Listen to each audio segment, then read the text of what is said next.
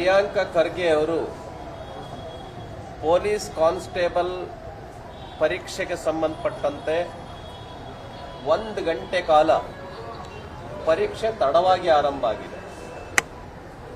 ಅಷ್ಟೇ ಅಲ್ಲ, question paper 1 ಗಂಟೆ ತಡವಾಗಿ ವಿದ್ಯಾರ್ಥಿಗಳಿಗೆ ಕೊಟ್ಟಿದ್ದಾರೆ. ಪರಿಣಾಮವಾಗಿ 1 ಗಂಟೆ ತಡವಾಗಿ ಪರೀಕ್ಷೆ ಆರಂಭ ಆಯಿತು. ಆಮೇಲೆ ಎರಡನೇದು ಕ್ವಶನ್ ಪೇಪರ್ಗೂ ಮತ್ತು ಆನ್ಸರ್ ಬುಕ್ಲೆಟ್ಗೂ ಸೀರಿಯಲ್ ನಂಬರ್ ಟ್ಯಾಲಿ ಆಗ್ತಾ ಇಲ್ಲ. ಬೇರೆ ಬೇರೆ ಸೀರಿಯಲ್ ನಂಬರ್ ಇದೆ ಕ್ವಶನ್ ಪೇಪರ್ಗೂ ಮತ್ತು ಆನ್ಸರ್ ಪೇಪರ್ನ ಬುಕ್ಲೆಟ್ಗೂ. ಇದನ್ನ ವಿದ್ಯಾರ್ಥಿಗಳು ಪ್ರಶ್ನೆ ಮಾಡಿದ್ರೆ ವಿದ್ಯಾರ್ಥಿಗಳಿಗೇನೆ ಧಮಕಿ ಆಗ್ತಕ್ಕಂಥ ಮಾತನ್ನ ನಮ್ಮ ರಾಜ್ಯದ ಹೋಮ್ ಮಿನಿಸ್ಟರ್ ಪ್ರಿಯಾಂಕಾ ಖರ್ಗೆ ಅವರು ಹೇಳಿದ್ದಾರೆ. ರಾಜೀನಾಮೆ ಕೊಡಿ ಅಂತ ಕೇಳಿದ್ರೆ 25 ದಿನ ಧರಣಿ ಮಾಡಿ, ಆಮೇಲೆ ಲಾಠಿ ಚಾರ್ಜ್ ಆಗಲಿ, ಆಮೇಲೆ ರಾಜೀನಾಮೆ ಕೊಡ್ತೀನಿ ಅಂತ ಅಹಂಕಾರದ ಮಾತನ್ನ ಪ್ರಿಯಾಂಕಾ ಖರ್ಗೆ ಅವರು ಹೇಳಿದ್ದಾರೆ.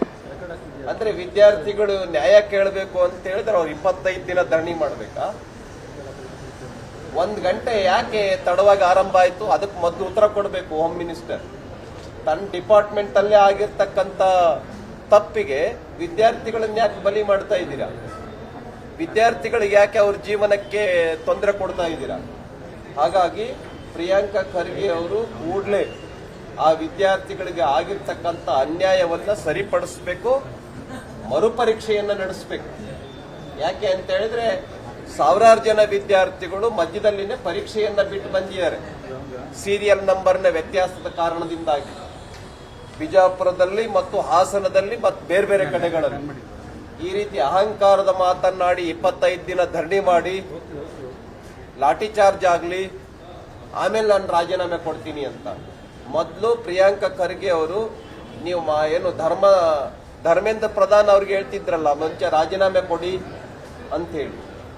ಧರ್ಮೇಂದ್ರ ಪ್ರಧಾನ್ ಅವರು ಮಾಡಿದ್ದು 25 ಲಕ್ಷ ಜನ ವಿದ್ಯಾರ್ಥಿಗಳಿಗೆ ನೀಟ್ ಎಕ್ಸಾಮಿನೇಷನ್ ಮಾಡಿದಾಗ ಏನು ಕ್ವಶನ್ ಪೇಪರ್ ಲೀಕ್ ಆಗಿತ್ತು, ರೀ ಎಕ್ಸಾಮಿನೇಷನ್ ಮಾಡಿದ್ರು. ಲೀಕ್ ಮಾಡಿದವ್ರನ್ನ ಇಮಿಡಿಯೇಟ್ ಅರೆಸ್ಟ್ ಮಾಡಿದ್ರು. ನಿಮ್ಮಂಗೆ ಅಹಂಕಾರದ ಮಾತಾಡಲಿಲ್ಲ ಧರ್ಮೇಂದ್ರ ಪ್ರಧಾನ್ ಅವರು.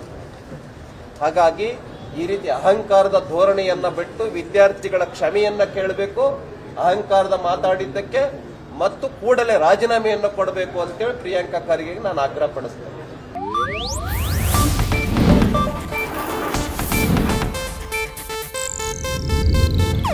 ಇದು ಏಷ್ಯಾನೆಟ್ ನ್ಯೂಸ್ ನೆಟ್ವರ್ಕ್ ಪ್ರಸ್ತುತಿ.